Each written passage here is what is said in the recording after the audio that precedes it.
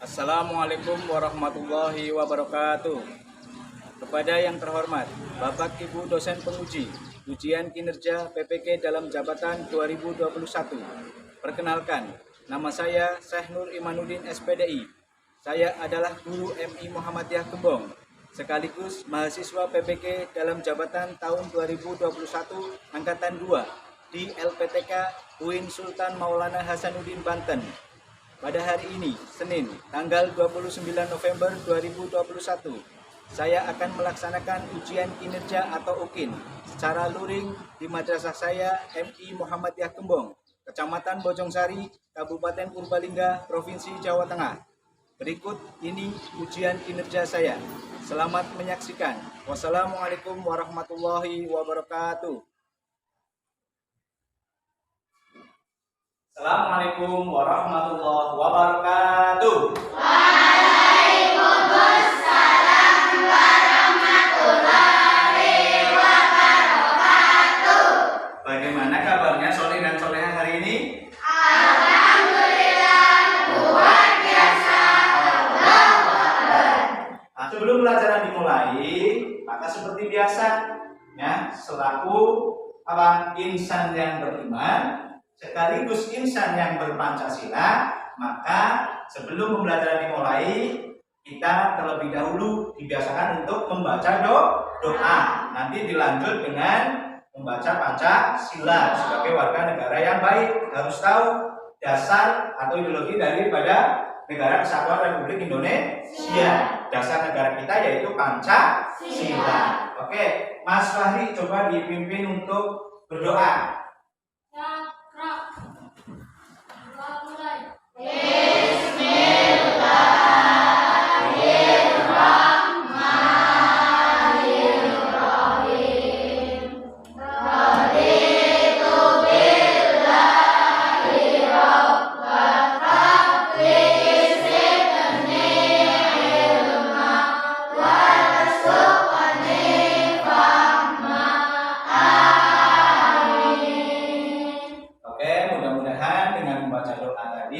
Nanti pembelajaran pada pagi hari ini bisa berjalan dengan lancar dan senantiasa mendapatkan ridho dari Allah Subhanahu wa Ta'ala. Yuk, Mbak Naswa, dipimpin untuk membaca Pancasila. Ambil posisi berdiri. Ikuti kata-kata saya. Pancasila. Pancasila. Satu.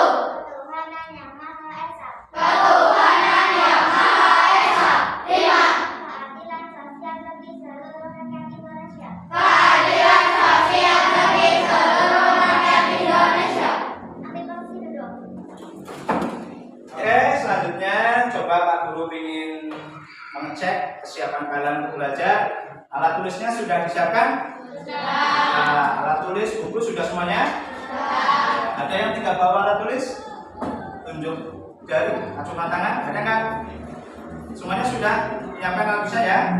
Ya, bagus. Berarti semuanya sudah siap. Dipersiapkan terlebih dahulu sebelum pembelajaran dimulai. Jadi nanti sudah tidak ribet lagi. Ya. Kemudian Pak Guru juga ingin mengecek kehadiran kalian semuanya. Yang pertama, Mbak Naswa. Iya. Mbak Atika. Hadir. Kemudian Mbak Sahra. Hadir. Kemudian Mas Dana. Hadir. Ya. Mas Yosi. Hadir. Hadir. Sebelah sana. Berarti semuanya lengkap. Hadir semuanya ya.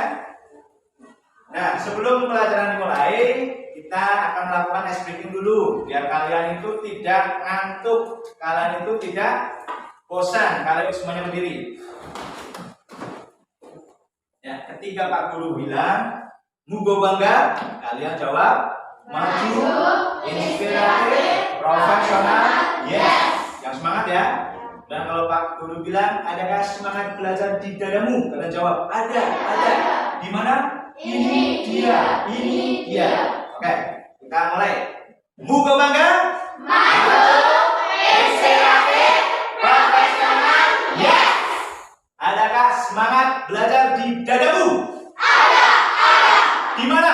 Ini dia. Tepuk tangan untuk kita semuanya. Ya. Kemarin kita sudah belajar tentang materi minuman halal dan minuman haram. Ya, minuman halal dan minuman haram. Coba, ada yang tahu nggak apa sih minuman halal? Yuk, siapa yang tahu? Mana Najia mungkin? Minuman halal adalah ya minuman yang boleh diminum atau boleh dikonsumsi sesuai syariat Islam. Nah, yang kedua, minuman haram. Coba siapa yang tahu? Mas Fahri?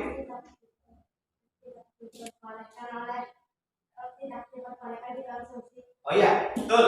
Minuman haram adalah minuman yang tidak diperbolehkan atau tidak boleh dikonsumsi. Tentunya apa? Karena berbahaya bagi tubuh manusia. Betul sekali. Nah, contoh minuman halal apa saja? Susu, kopi, teh, jus, es krim, es jeruk. Ada lagi? Ya, banyak banget ya. Itu yang sering kalian makan apa? Pop es. Ini mesti suka jajan ini Mas Fahri ya. Sukanya jajan pop es gitu. Nah, kemudian contoh minuman halal. Coba apa saja? Minuman haram. Maaf, tadi halal sekarang haram. Minuman haram contohnya apa saja? Anggur merah, ya. Alkohol ini. Terus?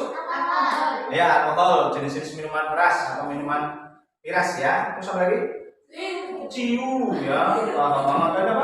Bir. Terus? Ya. Terus apa lagi?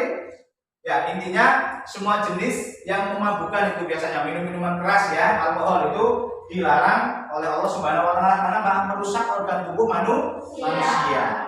Oke, berarti untuk materi sebelumnya yang sudah dipelajari terkait dengan minuman halal dan haram, kalian sudah dapat memahaminya. Nah, sekarang kita akan masuk kepada materi bab 3 ya, atau materi ketiga, yaitu tentang apa? Binatang yang halal dan haram. Ya, tentang binatang yang halal dan haram. Tetapi nanti yang akan dipelajari pada pertemuan pertama kali ini, kita cukup membahas tentang binatang halal saja. Karena kalau nanti dibahas semuanya nggak selesai hari ini, ya. Nanti binatang haramnya kita bahas pada pertemuan berikutnya. Adapun tujuan pembelajaran pada kali ini nanti diharapkan kalian setelah mengikuti kegiatan belajar mengajar pada hari ini, yang pertama kalian diharapkan dapat menjelaskan arti atau pengertian daripada binatang halal. Itu yang pertama, kalian harus tahu pengertian binatang halal itu apa ya. Yang kedua, setelah pembelajaran ini kalian diharapkan akan dapat atau mampu menyebutkan jenis-jenis binatang halal. Jadi kalian harus paham menyebutkan yang termasuk jenis-jenis binatang halal apa saja ya, itu harus bisa menyebutkannya. Yang ketiga, itu setelah pembelajaran kalian diharapkan dapat menjelaskan tata cara penyembelihan binatang yang benar. Jadi kalian harus tahu, oh menyembelih binatang yang benar sesuai syariat Islam itu nanti seperti apa. Nah, inilah tujuan pembelajaran pada hari ini yang harus kalian kuasai. Sebelum masuk materi, ya, kita sudah bentuk kelompok diskusi. Ada berapa kelompok? 3. Ini Pak Guru anggap sebagai kelompok 1, ya. Ketuanya Mbak Naswa. Kelompok 2, ketuanya Mbak Dila. Kelompok 3, ketuanya siapa ini? Mau yang Fahri? Ya, Mas Fahri. Kayak ini. Kelompok 1 ketuanya Mbak Naswa, kelompok 2 Mbak Lila, kelompok 3 Mas Fahri. Nah, sekarang kalian berdiskusi, siapkan buku dan alat tulis kalian, ya. Kita masuk kepada materi. Nah, gambar binatang apa ya? Nah, coba kalian tulis di buku kalian. Gambar binatang apa saja itu? Ya, disebutkan namanya apa saja itu.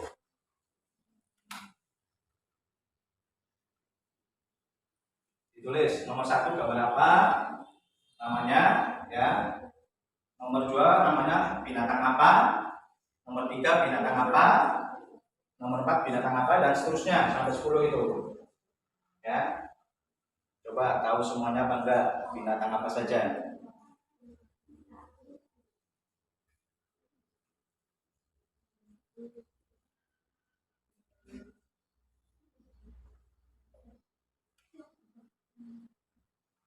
Kita bahas bareng-bareng. Coba nomor 1.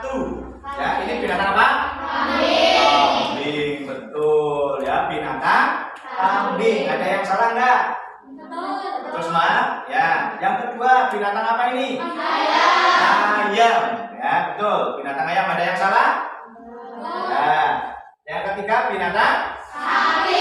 Sapi, betul ya, binatang sapi. Yang keempat, binatang unta. Kemudian apa ini? Kelinci. Nah, dari gambar binatang yang ada di depan yang sudah kalian diskusikan dengan teman-teman kalian, itu adalah termasuk binatang yang apa? Halal atau boleh dimakan. Apa itu pengertian binatang halal? Binatang halal adalah binatang yang boleh dimakan menurut hukum syariat Islam. Artinya apa? Tidak ada larangan di dalam Al-Quran maupun Al-Hadis untuk memakannya. Jadi kalau di Al-Quran tidak dilarang, di hadis pun tidak dilarang, maka itu disebut dengan halal. Kemudian yang selanjutnya, jenis-jenis binatang halal. Nah, binatang halal ini dibagi atau dikelompokkan menjadi 2, yaitu binatang yang hidup di darat dan binatang yang hidup di laut atau di air. Ya, air itu ada air tawar, ada air laut. Ya. Nah, binatang yang hidup di darat, ya, jenis binatang halal yang hidup di darat ini adalah semua binatang yang dipandang baik oleh syarat atau hukum syariat Islam dan hidupnya di darat. Ya, karena hewan darat ya hidupnya di darat. Contohnya apa? Terus terus kambing, terus terus sapi, terus kuda, unta, elang, ya, dan lain-lain. Banyak banget ya. Ini contoh binatang halal yang hidupnya di darat. Yang kedua, jenis binatang halal yang kedua adalah binatang yang hidup di air, baik air tawar maupun air laut. Nah, semua jenis binatang yang hidupnya di air itu halal dimakan. Jadi kalau hewan yang hidupnya di air semuanya halal dimakan. Ya, contohnya apa? Berbagai jenis ikan dan kerang, selama hewan tersebut tidak mengandung racun. Dasar hukum atau dalil yang menyatakan bahwa binatang darat itu halal dimakan itu salah satunya terdapat dalam firman Allah surat apa? Al-Maidah ayat 1. A'udzu billahi minasyaitonir rajim. Bismillahirrahmanirrahim. Uhillat lakum bahimatul an'am. Artinya dihalalkan bagimu hewan ternak. Itu Quran surat Al-Maidah ayat 1. Itu ya. Itu dasar hukum atau dalil dihalalkannya binatang darat atau hewan ternak. Yang selanjutnya itu adalah binatang laut atau binatang yang hidupnya di air. Ya. Semua binatang yang hidup di air, baik air laut maupun air tawar, itu halal untuk dimakan. Kecuali tadi apa? Kalau mengandung racun. Kalau mengandung racun nggak boleh. Ya. Ini terdapat juga pada firman Allah, Quran surat apa? Al-Maidah ayat ke-96. Ya. A'udzu billahi minasyaitonir rajim. Bismillahirrahmanirrahim. Uhilla lakum saydul bahri wa ta'amuhu mata'al lakum wa lisayyara. Artinya, dihalalkan bagimu hewan buruan laut dan makanan yang berasal dari laut sebagai makanan yang lezat bagimu dan bagi orang-orang yang dalam perjalanan. Quran surat Al-Maidah ayat 96. Ya. Itu. Kemudian yang selanjutnya ya. Sampai sini ada yang mau ditanyakan? Selanjutnya ya. Tentang tata cara penyembelihan binatang. Allah Subhanahu wa taala berfirman dalam Quran surat apa? Al-An'am. Ya, dalam Quran surat Al-An'am ayat 118. Coba dibaca bareng-bareng. Fakulu mimma dzukirasmullahi alaihi in kuntum bi ayatihi mu'minin. Artinya, maka makanlah dari apa atau daging hewan yang ketika disembelih disebut nama Allah jika kamu beriman kepada ayat-ayatnya. Jadi ketika mau menyembelih binatang harus menyebut nama Allah. Rukun menyembelih binatang. Yang pertama apa? Ada orang yang menyembelih. Yang kedua apa? Ada binatang yang disembelih. Yang ketiga apa? Ada. Yang keempat, yang terakhir adalah menyebut asma Allah. Yang selanjutnya syarat-syarat menyembelih binatang. Ya, syarat-syarat menyembelih binatang. Ada beberapa faktor yang harus diperhatikan dalam menyembelih binatang. Ada yang tahu nggak apa saja? Bukan itu dulu, apa saja? Yang pertama adalah orangnya yang mau menyembelih. Yang kedua adalah binatangnya. Yang ketiga adalah alatnya. Ya. Jadi kalau mau menyembelih hewan, mau menyembelih binatang, ada 3 hal atau 3 faktor yang harus diperhatikan. Orangnya yang mau menyembelih, binatangnya yang mau disembelih, sama alat yang digunakan untuk menyembelih. Jadi yang pertama, orang yang mau menyembelih harus beragama Islam. Yang kedua, iya, orangnya harus berakal sehat. Nah, yang selanjutnya, orang yang menyembelih harus mumayyiz. Mumayyiz artinya apa? Mampu. Ya, mumayyiz itu artinya mampu membedakan antara yang baik dan yang buruk, antara yang hak dan yang batil. Yang kedua, syarat binatang yang harus disembelih. Syaratnya apa? Masih hidup dan halal dimakan. Jadi binatang yang mau disembelih syaratnya harus masih hidup dan halal dimakan. Yang selanjutnya, alat yang digunakan untuk menyembelih syaratnya harus apa? Tajam. Ya, syaratnya harus tajam. Ini bisa terbuat dari besi atau baja atau juga dari batu dan bambu. Kalau zaman dulu itu masih ada yang terbuat dari batu dan bambu. Kemudian tidak boleh berbentuk seperti kuku atau gigi, taring, tulang itu nggak boleh. Dan yang terakhir, disembelih di lehernya. Ya, disembelih di lehernya hingga putus urat leher. Kemudian yang terakhir, sunnah-sunnah dalam menyembelih binatang. Sunnah-sunnah dalam menyembelih binatang, yang pertama itu adalah apa? Membaringkan hewan terlebih dahulu dengan posisi rusuk kirinya berada di bawah. Yang kedua, hewan dihadapkan ke arah kiblat. Nah, yang selanjutnya membaca bacaan basmalah, diteruskan dengan sholawat dan membaca takbir. Kemudian yang keempat, mempercepat proses penyembelihan sehingga hewannya cepat mati. Yang terakhir, sebelum disembelih, ya, sebelum disembelih, perlakukan hewan dengan baik, tidak asal. Oke, sampai sini bisa dipahami semuanya? Bisa? Nah, sekarang coba, tadi sudah dijelaskan oleh Pak Guru dari awal sampai akhir, dari pengertian binatang halal, jenis-jenis, kemudian apa? Tata cara pembelian. Coba, ada yang mau ditanyakan? Mas Dana? Kalau kelinci yang diburu sama anjing boleh dimakan enggak? Ya, kelinci yang diburu oleh anjing boleh dimakan apa enggak? Ada lagi? Ya, Mas Yakub. Tatak boleh dimakan apa enggak?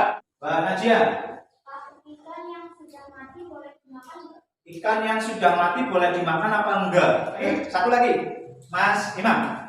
Darah daging boleh dimakan? Ya, darah binatang. Darah binatang boleh dimakan apa enggak? Oke, Pak Guru jawab satu-satu ya. Ada pengecualian, diperhatikan ini. Binatang yang diburu atau ditangkap oleh hewan yang sudah terlatih, ya, ini nomor 2, asalkan melepasnya membacakan basmalah atau asma Allah, itu halal dimakan. Mas Danang, binatang yang hidup di 2 alam atau di 2 tempat itu haram hukumnya dimakan. Contoh tadi kata biawak, tahu biawak? Biawak itu menyawak. Kemudian apa? Buaya.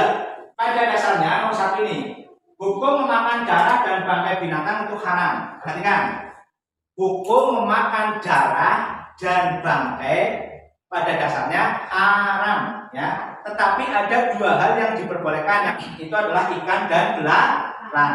Yang kedua, darah yang boleh dimakan itu hanya 2, hati dan limpa. Sebagai bentuk tindak lanjut, ya, sebagai bentuk tindak lanjut, maka Pak Guru akan memberikan kalian lembar kerja peserta didik. Nanti dikerjakan, ya, dikerjakan untuk mengukur tingkat pemahaman kalian sejauh mana memahami materi yang sudah disampaikan oleh Pak Guru. Ya, kerjakan yang mudah dulu, yang sulit dijelaskan dulu. Ya. Kasih nama di pojok atas, nama kalian sendiri. Oke, sudah semuanya? Sudah selesai? Sudah. Sekarang dikumpulkan sini.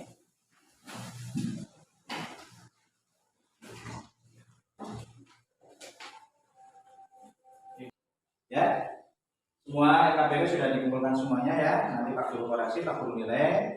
Namun sebelum pembelajaran pada hari ini, pada pertemuan ini berakhir, Pak Guru ingin minta coba dari perwakilan kalian ada yang maju ke depan untuk menyimpulkan materi yang tadi sudah kita pelajari bersama-sama untuk bisa dipresentasikan di kelas. Coba siapa yang berani? Oke, Mbak Mas Imam, ya, Mas Imam sama Mbak Najwa.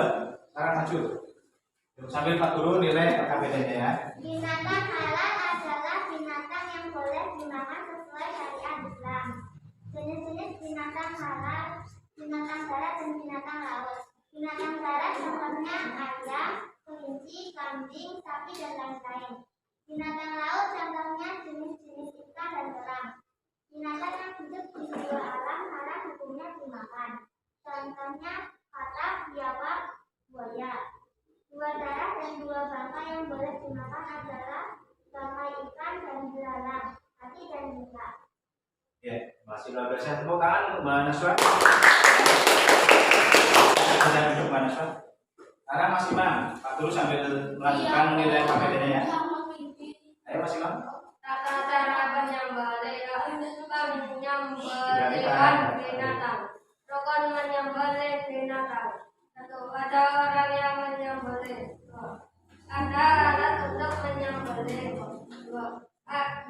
Ada binatang yang disembelih. Menyebut asma Allah Subhanahu wa taala sebelum menyembelih. Syarat-syarat menyembelih binatang. Menyembelih harus beragama Islam, berakal sehat, mumayyiz, mampu membedakan yang hak atau baik dan yang batil atau buruk. Binatang yang disembelih masih hidup dan halal dimakan. Alat untuk menyembelih harus tajam seperti baja, batu atau bolu, tidak berbentuk seperti kuku, tulang, gigi, atau taring. Disembelih tidak hanya hingga putus tulang lehernya. Sunat-sunat dalam menyembelih binatang: membaringkan hewan terlebih dahulu dengan posisi rusuk kirinya berada di bawah. Hewan dihadapkan ke arah kiblat. Membaca bacaan basmalah yang diusul dengan shalawat Nabi dan bacaan takbir. Mempercepat proses penyembelihan sehingga hewan cepat mati. Sebelum disembelih, perlakukan hewan tersebut dengan baik dan dikelopakan. Tepuk tangan untuk Mas Imam. Kita kembali duduk. Ya, demikianlah materi yang Pak Guru sampaikan pada pertemuan kali ini. Dan alhamdulillah LKP-nya sudah Pak Guru koreksi. Alhamdulillah nilainya bagus-bagus, sudah di atas KKM, tapi ada juga beberapa anak yang masih di bawah KKM. Maka nanti yang di atas KKM atau sudah melamar KKM maka akan diadakan pengayaan. Nah, bagi yang masih di bawah KKM nilainya, maka akan dilaksanakan remedial atau remedi. Ya. Nah, demikian meskipun pembelajarannya masih tatap muka secara terbatas karena masih musim pandemi COVID-19 belum usai, maka pembelajaran belum bisa dilakukan secara normal. Tetapi mudah-mudahan kalian bisa memahami materi yang disampaikan oleh Pak Guru dan semangat belajar terus ya, meskipun dalam era pandemi. Kemudian sebelum Pak Guru tutup pembelajaran pada pertemuan kali ini, Pak Guru ingin berpesan. Yang pertama, apa ini? Jangan malas belajar atau rajinlah belajar supaya kalian jadi anak yang pintar. Yang kedua, apa ini kira-kira? Ya, sholat 5 waktu jangan sampai ditinggalkan. Subuh, duhur, asar, maghrib, isanya harus rutin, jangan sampai ditinggalkan. Nah, yang ketiga, apa ini? Patuh atau berbakti taat kepada kedua orang tua, ayah dan ibu kalian. Karena ridhonya Allah tergantung ridho orang tua. Nah, yang selanjutnya, nih, karena lagi musim pandemi seperti ini, maka Pak Guru juga berpesan, patuhi 5M plus 1D. Yang pertama, memakai masker dengan baik. Alhamdulillah ini sudah pakai masker semuanya ya. Pak Guru juga bawa masker, tapi Pak Guru lepas karena lagi menjelaskan materi. Yang kedua, mencuci tangan menggunakan sabun. Ya, tadi kalian sebelum masuk ke kelas di luar sekolah sana, itu kalian sudah mencuci tangan pakai sabun. Ya, kemudian yang ketiga, menjaga jarak. Ya, itu menjaga jarak. Insya Allah nggak apa-apa, ini jaraknya sudah lumayan jauh ya, karena ruang kelasnya seperti ini. Kemudian yang selanjutnya yang keempat adalah menghindari kerumunan. Jadi jangan suka berkerumun untuk sementara waktu ya. Yang kelima, membatasi mobilisasi atau interaksi bepergian yang jauh ya. Jangan plesir dulu, jangan wisata dulu, jangan piknik dulu. Dan yang terakhir adalah plus 1D yaitu doa. Kalian berdoa kepada Allah Subhanahu wa taala, mudah-mudahan pandemi ini segera usai sehingga kegiatan belajar mengajar di madrasah segera kembali normal. Allahumma amin. Ya, berdoa sama Allah jangan lupa. Kemudian mari kita akhiri pembelajaran pada pertemuan kali ini dengan membaca hamdalah dan ditutup dengan doa kafaratul majelis. Alhamdulillahirabbil alamin. Yuk Mas Fadri dibimbing doa. Doa. Doa mulai.